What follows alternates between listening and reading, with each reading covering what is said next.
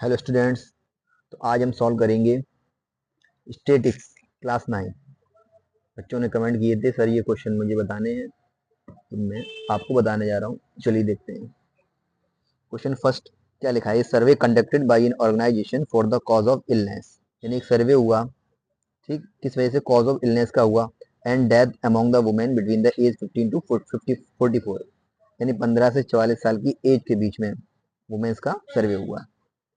Found the following figures, और ये data पूरा कलेक्ट किया गया। तो क्या लिखा है, रिप्रोडक्टिव हेल्थ कंडीशन की वजह से जो फीमेल फर्टिलिटी रेट था वो कितना था, 31.8%, यानी कि इस वजह से कितने लोगों की डेथ हुई ये दे रखा है, 31.8%।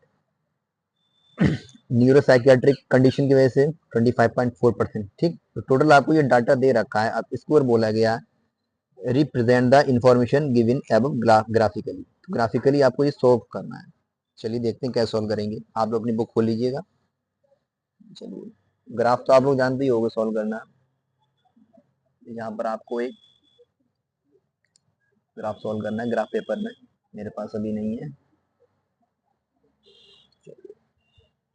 बिल्कुल कॉन्सेप्ट क्लियर करके बताएंगे आपको हम, ठीक है। अच्छा देखिए, एक तरफ लिखा था आपका ये कॉजेज, क्या लिखा हुआ है, कॉजेज।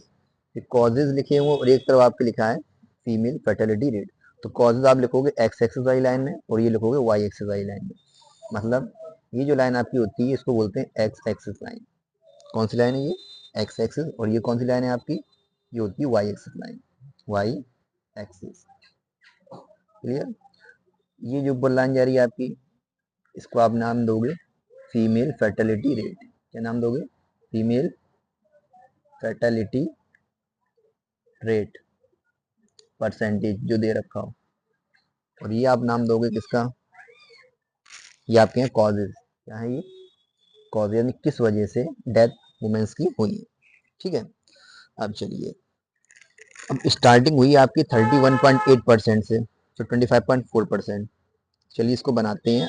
आप गैप ले लीजिए, कितने कितने गैप लोगे आप अपने अकॉर्डिंग, जो आपको सुटेबल लगे उस हिसाब से ले सकते हैं। अगर ग्राफ बड़ा बनाओगे तो छोटी वाली ले लो, ग्राफ अगर छोटा बनाना चाहते हो तो छोटी वाली ले लो आप। देखिए कैसे करेंगे। यहाँ पर आप चाहो गैप ले सकते हो 10 का, 20 का, 30 का, 40 का, 50 का, इतना काफ़ी है। तो पहला दे रखा है रिप्रोडक्टिव हेल्थ कंडीशन, तो ये आप इक्वली गैप लेंगे, सभी में इक्वली गैप लेंगे। यहाँ से लेके यहाँ तक कितना ऊपर जाना है, 31.8% बोला उसने, तो 30 तो यहाँ तक हो जाएगा आपका ये। ठीक है, थोड़ा ही ऊपर बढ़ना हो यहाँ तक, 31.8%। ग्राफ पेपर में बिल्कुल करेक्ट बनेगा आपका। चाहो तो उसको ऊपर लिख दीजिए 31.8%, ताकि एग्जाम में समझ में आया कि हाँ आपने किस वैल्यू पे बनाया है। और ये नाम किसका था, इसका नाम था reproductive health condition, reproductive health condition. Clear. Second था न्यूरोसाइकियाट्रिक कंडीशन, 25.4%। तो यहाँ से एक गैप छोड़ के 20 वैल्यू यहाँ तक जाएगी, 25 जाना है तो यहाँ तक जाइए, 0.4 हल्का ऊपर बढ़ना है सिर्फ नॉर्मली। और यहाँ पर आप शो कर दीजिए 25.4%। इसका नाम क्या था, न्यूरोसाइकियाट्रिक्स कंडीशन शॉर्ट फॉर्म में। फिर कितना था, इंजरीज 12.4%।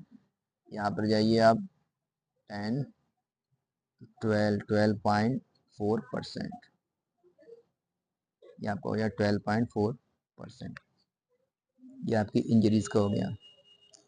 इसके बाद दे रखा 4.3, अब तो आप लोग बना लोगे, ये आपका 4.3 समथिंग आएगा।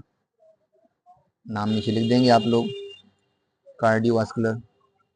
और नेक्स्ट आपका रेस्पिरेटरी 4.1, फिर 4.1 है तो हल्का सा बढ़ेगा, ये आपका आएगा 4.1% रेस्पिरेटरी। और last one is other causes, यानी कि बाकी दूसरी वजह से मौत हुई है, वो है 22%।